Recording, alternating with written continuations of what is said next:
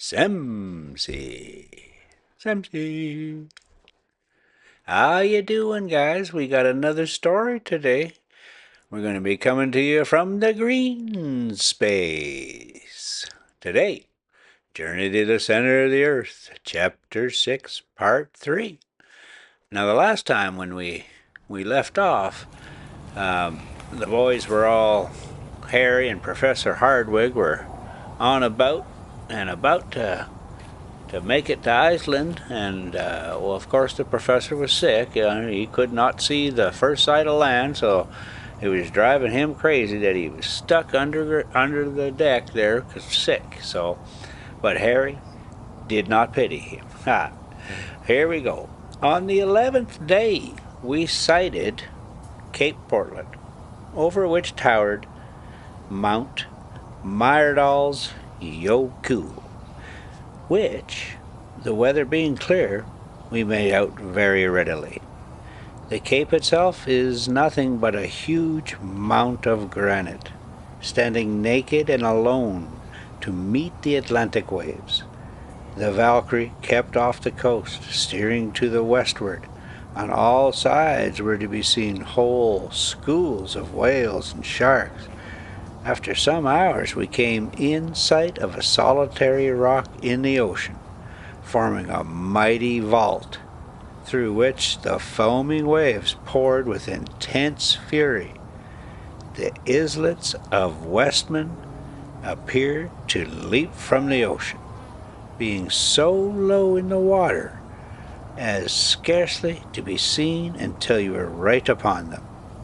From that moment the schooner was steered to the westward in order to round Cape Reykjanes. Reykjanes, the western point of Iceland.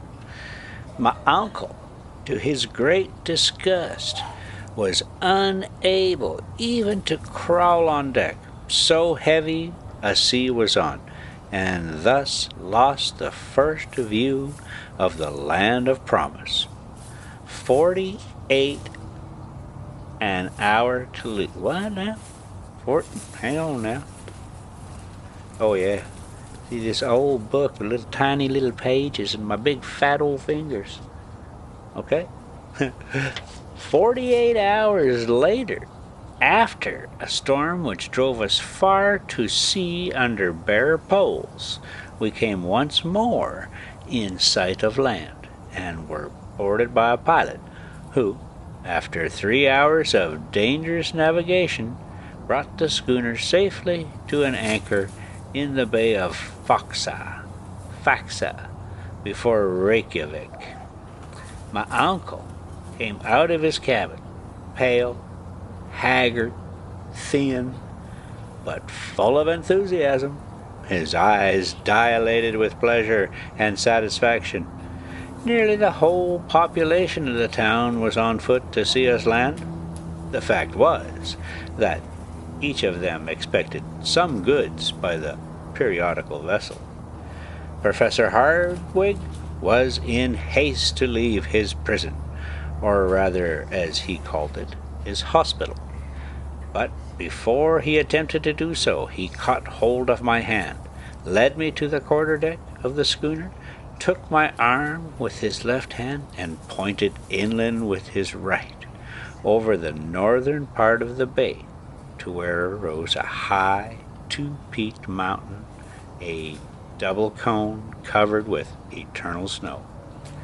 "Behold," he whispered in an awe-stricken voice, "behold Mount Sniffles." Then, without further remark, he put his finger to his lips, frowned darkly, and descended into the small boat, which awaited us. I followed, and in a few minutes we stood upon the soil of mysterious Iceland. Scarcely were we fairly on shore when there appeared before us a man of excellent appearance, wearing the costume of a military officer. He was, however, but a civil servant, a magistrate the governor of the island, Baron Tramp. The professor knew whom he had to deal with. He therefore handed him the letters from Copenhagen, and a brief conversation in Danish followed, to which I, of course, was a stranger, and for a very good reason, for I did not know the language in which they conversed. I afterwards heard, however, that Baron Tramp placed himself entirely at the beck and call of Professor Hardwick.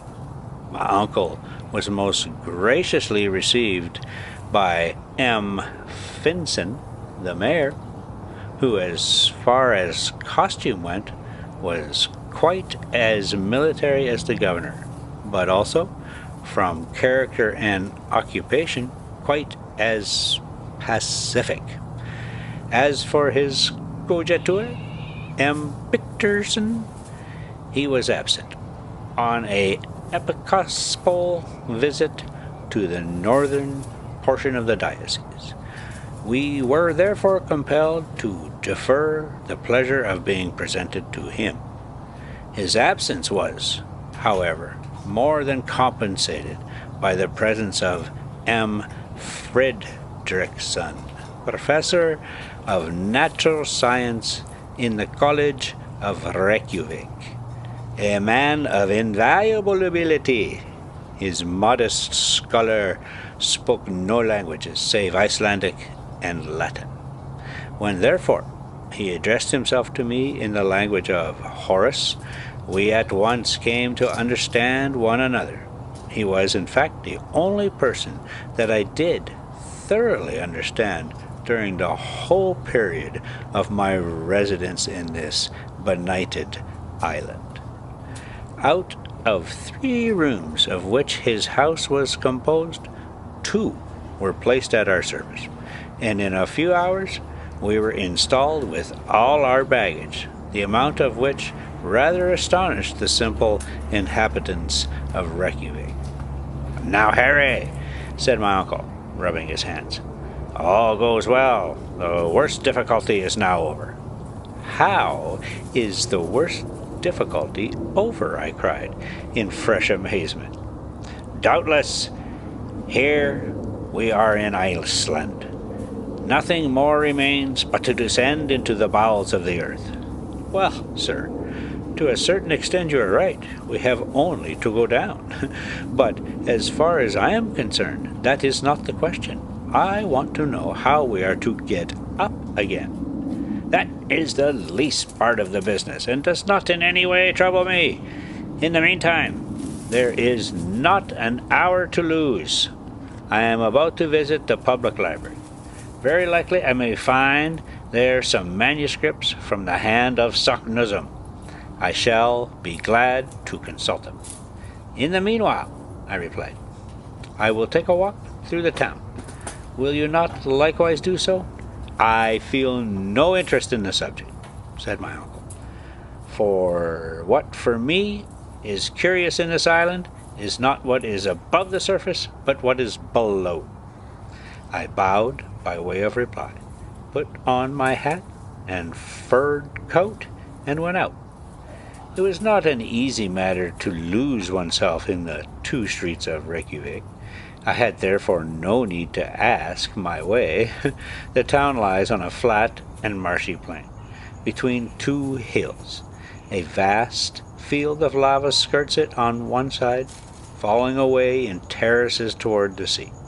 On the other hand is the large bay of Faxa, bordered on the north by the enormous glacier of Sneffels, and in which bay the Valkyrie was then the only vessel at anchor.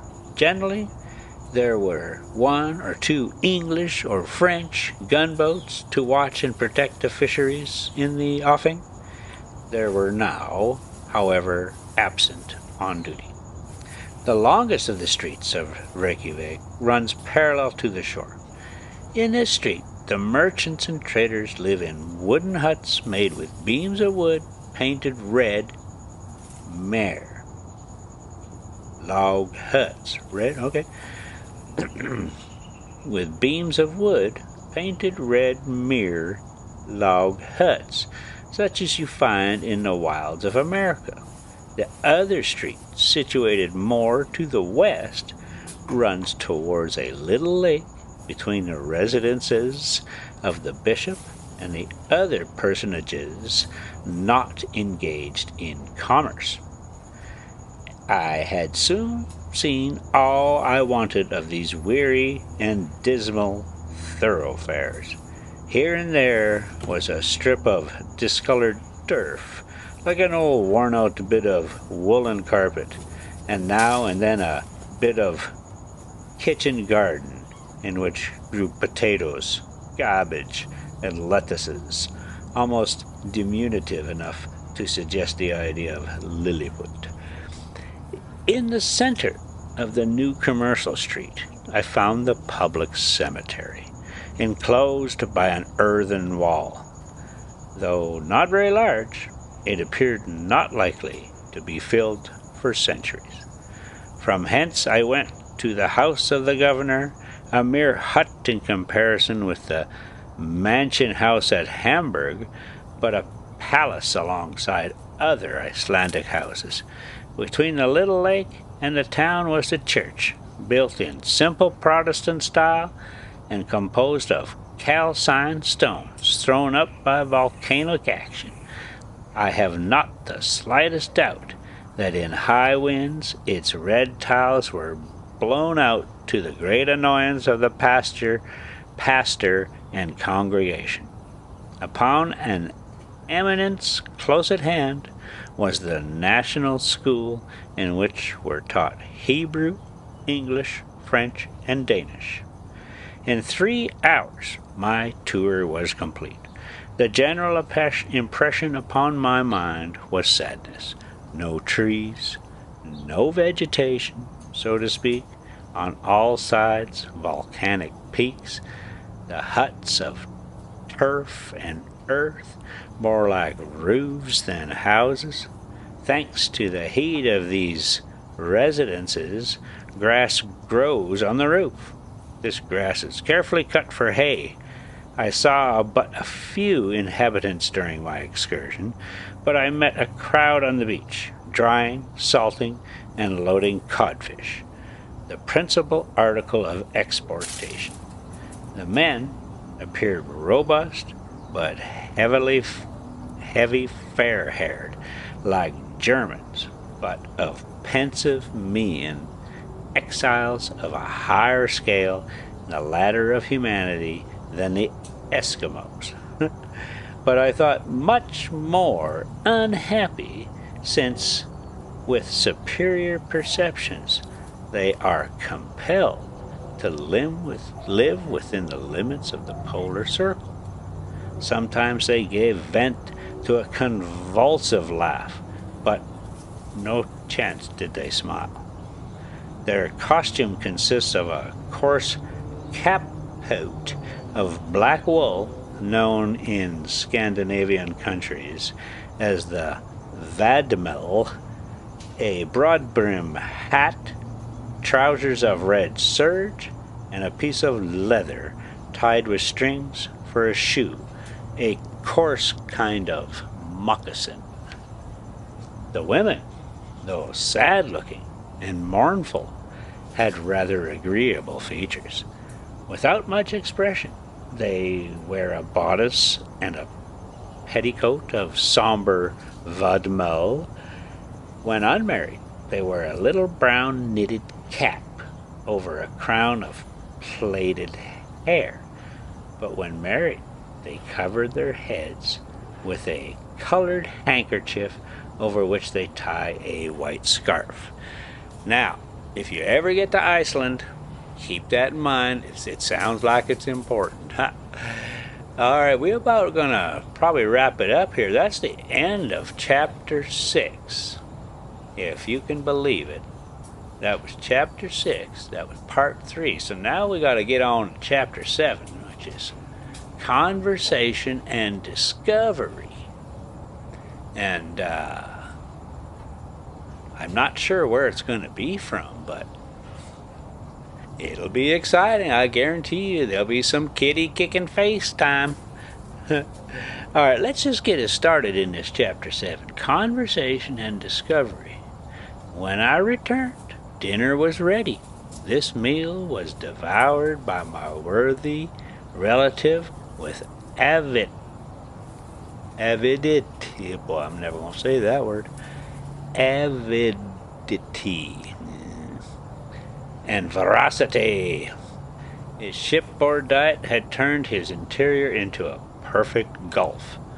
The repast, which was more Danish than Icelandic, was in itself nothing, but the excessive hospitality of our host made us enjoy it doubly. Alright, that's the first paragraph. We'll just leave it there. And, okay, Journey to the Center of the Earth, Chapter 7. Let's finish up with these kitties. I'll just let you roll out with that. Oh, yeah.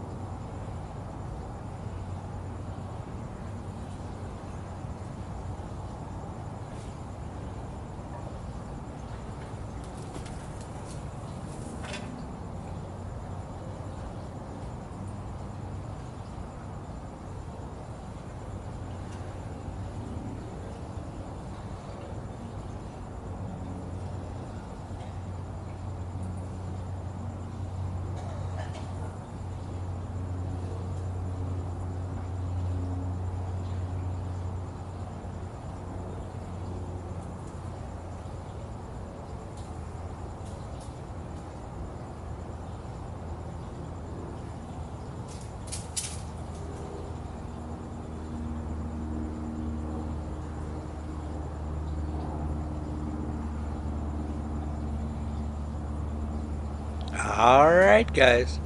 Let's wrap it up then. Chapter 7 next time. Some see. Alright, and we'll leave you with just a little bit of Rosie, because that makes me feel good right there.